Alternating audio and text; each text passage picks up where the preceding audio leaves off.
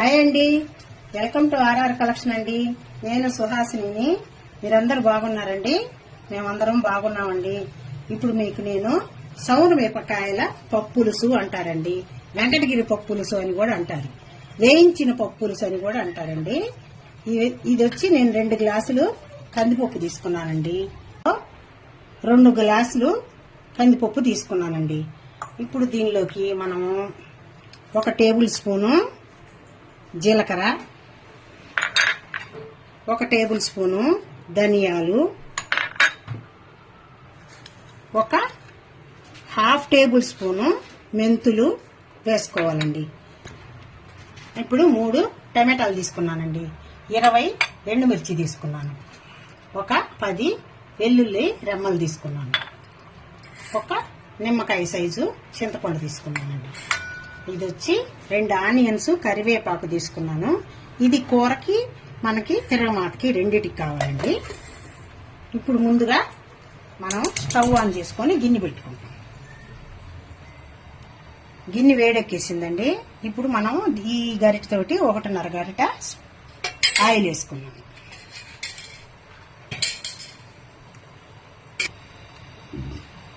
ఇప్పుడు మనకి ఆయిల్ వేడెక్కేసిందండి. ఈ పైనే ఈ జీలకర్ర, ధనియాలు, మెంతులు వేసేస్తున్నాము.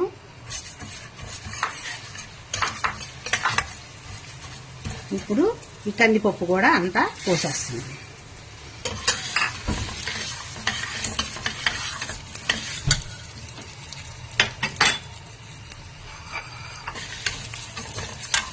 ఇప్పుడు ఈ కందిపప్పునంతా ఇలా లైట్ గా కొంచెం బ్రౌన్ కలర్ వచ్చే వరకు వేపుకోవాలండి.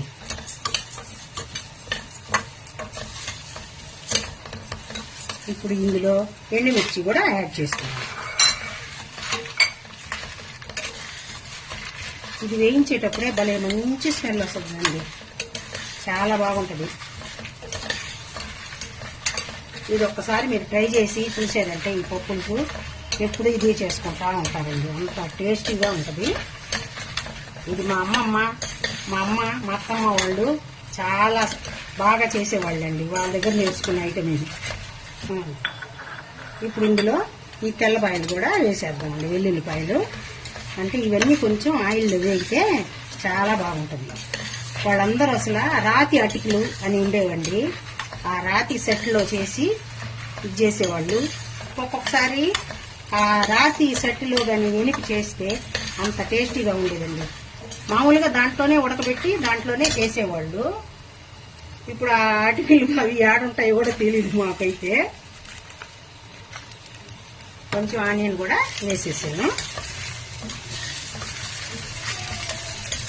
ఈ విధంగా బాగా కొంచెం లైట్ కలర్, బ్రౌన్ కలర్ వచ్చే వరకు మనము లైట్ గా వేపుకున్నాం. అది వేగిపోతే మనకి వాసన కూడా మంచి స్మెల్ వస్తుందండి. ఇప్పుడు ఇందులోనే టమాటా కూడా కట్ చేసుకున్న టమాటాలు కూడా వేసేస్తున్నానండి.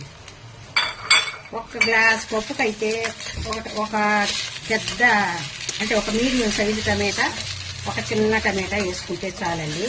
మేము క్వాంటిటీ ఎక్కువ చేస్తున్నాం కాబట్టి 3 టమాటాలు వేసాను. ఇదిగోండి బాగా మంచి స్మెల్ వస్తూ ఉంది.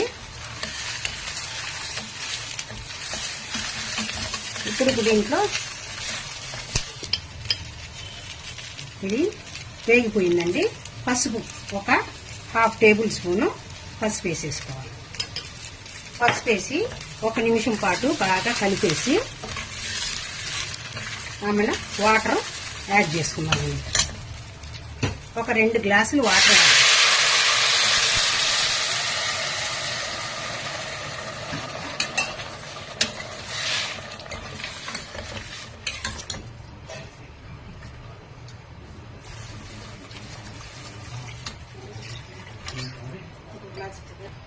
ఇప్పుడు ఇందులో మనం నిమ్మకాయ సైజు చింతపండు తీసుకున్నాం కదండి, అది పెంకులు పీసులు అవన్నీ లేకుండా శుభ్రంగా కడిగి ఒక బౌల్లో వేసి పెట్టేస్తున్నాను.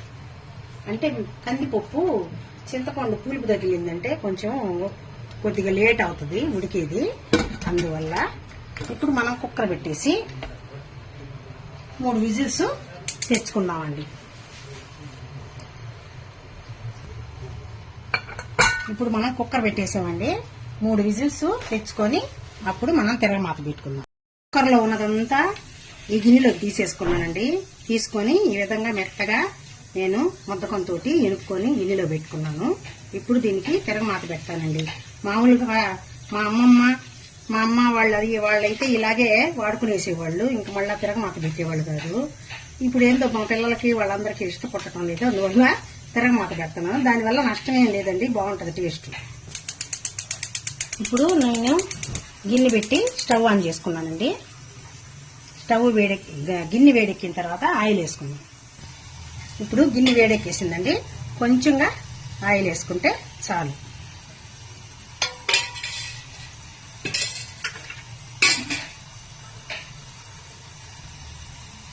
ఇందాక మనం జీలకర్ర, ధనియాలు, మెంతులు అన్నీ వేసుకున్నాం కాబట్టి ఇప్పుడు అవన్నీ ఏమీ అవసరం లేదండి. ఓన్లీ తిరగమాత గింజలు ఒక 1/2 టేబుల్ స్పూన్ వేసుకుంటే చాలు.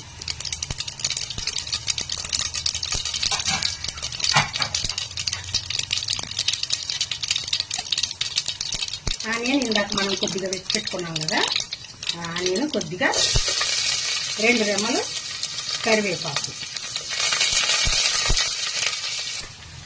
కొద్దిగా అండి ఇంగువ కొంచెం వేసుకొని ఇంకా ఇది పోసేస్తానండి అందులో.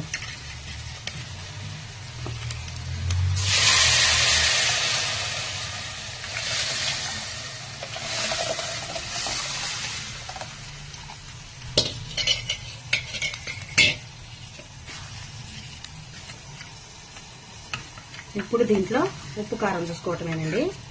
ఉప్పు అయితే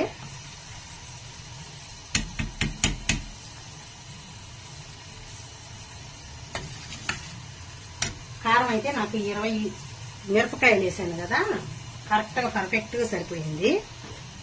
ఉప్పు కొంచెం ఎనిపేటప్పుడు 1 స్పూన్ వేసుకున్నానండి, కరెక్ట్ గా సరిపోలేదు, కొద్దిగా తక్కువ ఉంది. ఇప్పుడు ఒక 1/2 టేబుల్ స్పూన్ సాల్ట్ వేసేసాను. ఇంకంతేనండి. ఇది ఇంకెక్కువ తెల్లాల్సిన అవసరం కూడా లేదు, అంటే మనం మామూలుగా ఎంచి చేసుకుంటాం కాబట్టి దీని వాటర్ కూడా ఎక్కువ యాడ్ చేయాల్సిన అవసరం లేదు. మాకు బాగా వాటరీగా కావాలనుకుంటే కొంచెం మీరు వాటర్ యాడ్ చేసుకోండి. ఇప్పుడు దీనిలో కొంచెం కొత్తిమీర యాడ్ చేసుకున్నామండి. ఇప్పుడు కలుపుకొనేసి మనము సర్వింగ్ బౌల్లో తీసుకొని సర్వ్ చేసుకోవటమేనండి. నేను సర్వింగ్ బౌల్లోకి తీసుకుంటున్నాను.